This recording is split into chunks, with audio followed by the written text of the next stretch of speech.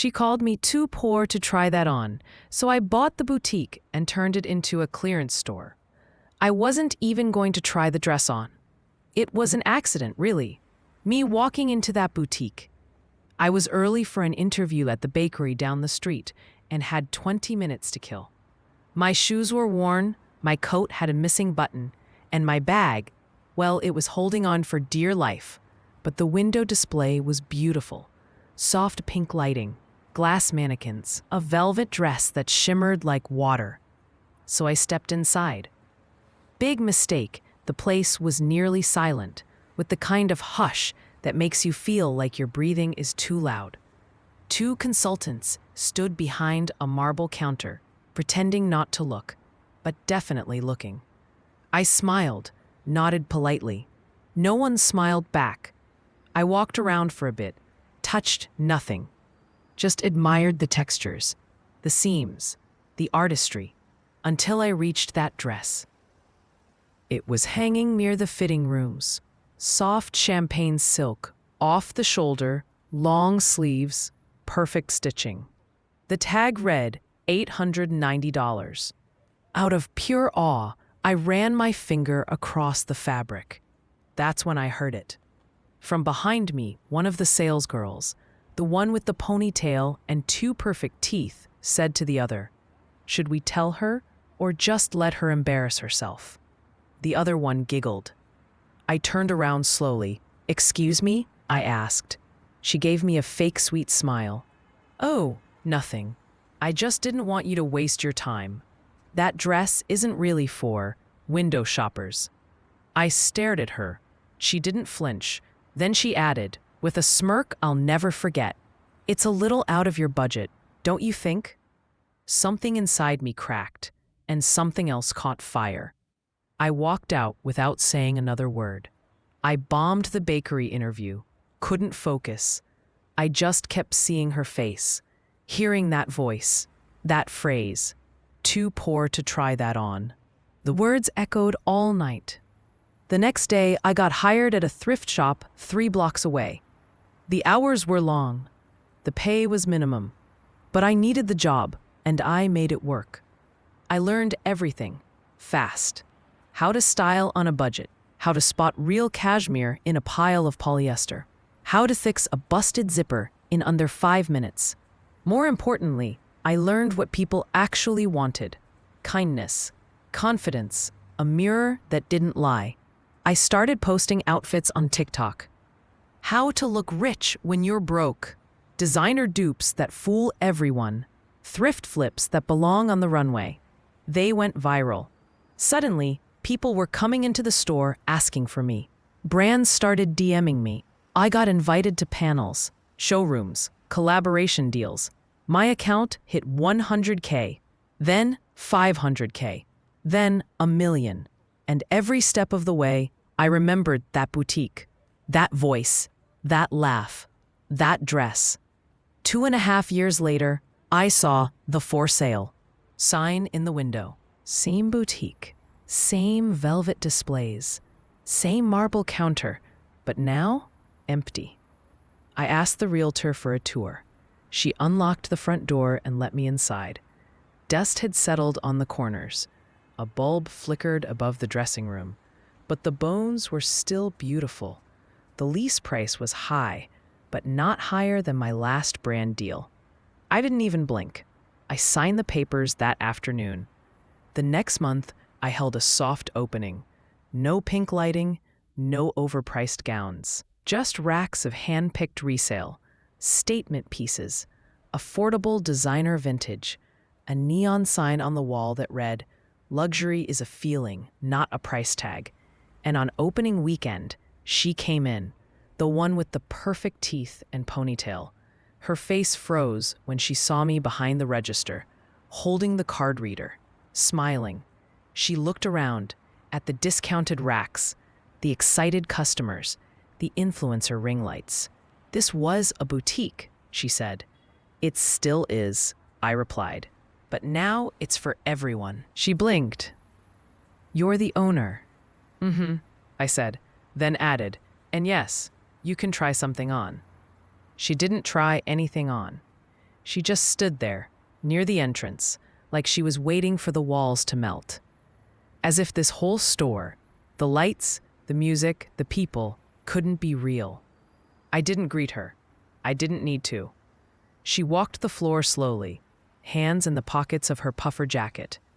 She glanced at the racks like they were foreign objects.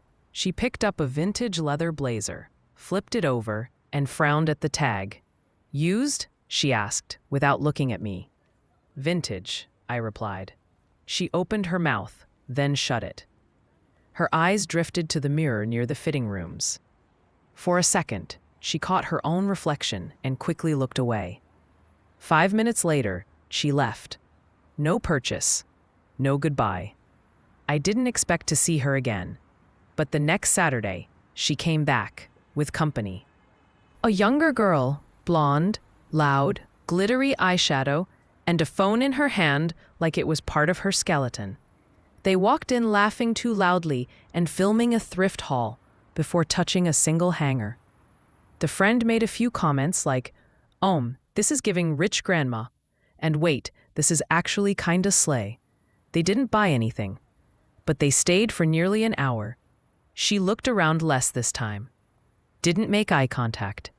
But when she passed me at the counter, her friend whispered, "Is that the owner?" She didn't answer. They left without a word. The third time, she came alone. Different energy. No ponytail. Less makeup. A hoodie instead of a trench. She moved slower. More carefully. Like she was trying not to be noticed. She walked straight to the outerwear section, found a cropped gray jacket with a velvet collar, and held it up to herself. Then she actually took it to the mirror, stared at her reflection, not with vanity, not with excitement, with disbelief. She tried it on, rolled her shoulders, tugged at the sleeves. Then she walked to the counter. "It's 30, I said, folding it neatly. She nodded, reached into her bag, and handed over a scuffed card. As the payment processed, she looked around the store, then back at me. "You really did something with this place," she said. I glanced up. "Thanks." There was a long pause. "I used to work here," she added, voice lower. "I know." Her lips pressed together. I was younger, stupid. I thought, if someone didn't look like money, they didn't belong. And now? She gave a sad smile. "Now I can't even afford what I used to sell." The machine beeped. I handed her the receipt. She stared at it, then at me. "I'm sorry," she said, "for what I said to you that day." I nodded. "It's okay," I replied. "This store wasn't built to exclude anyone. Not anymore." She blinked a few times, like maybe she'd cry, but she didn't. She folded the receipt, took her bag, and walked out. I watched her go. I never saw her again, but I kept that jacket in the window for a while after that, not out of spite, but out of memory, out of proof. And every time someone tries on that same champagne silk dress, the one I wasn't allowed to touch, I smile. It's still here, still hanging in the back. The price tag reads $45 now. Labeled, gently worn. Champagne silk, stretch lining, fits like a dream. Sometimes I see young girls come in, nervous, unsure. They reach for it with shaky fingers, and I walk over and say, "You should try that one. It looks like it's made for you." Because the best revenge, it's not turning people away. It's building something so inclusive, so warm, so powerful, that even the ones who hurt you feel safe enough to walk in. And this time, everyone gets to try something on. The boutique is busier than ever. We don't do snobby. We don't do velvet ropes or attitude. We do community. People bring in their clothes for trade. Keens film videos in the corner mirror. Moms stop by on lunch breaks. Tourists wander in and leave with treasures they never expected. We put handwritten tags on everything, not just price, but a little story. Worn once to a book launch. Came from Paris, still smells like confidence. The champagne dress still hangs near the back, next to the mirror that doesn't lie. I don't move it. I like watching who finds it. One girl, maybe 17, maybe just scared, tried it on last week. She came out of the fitting room and stood still, quiet. I told her, "You don't have to buy it, but you needed to know what it looks like on you." She smiled, teared up, put it back carefully. That moment, worth more than any apology.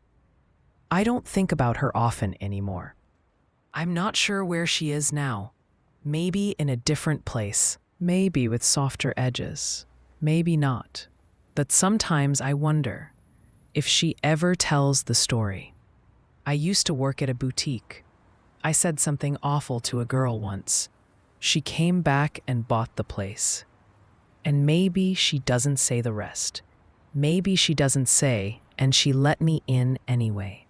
But I know what it means to be locked out, and what it means to leave the door open. And that's the story I wear every day.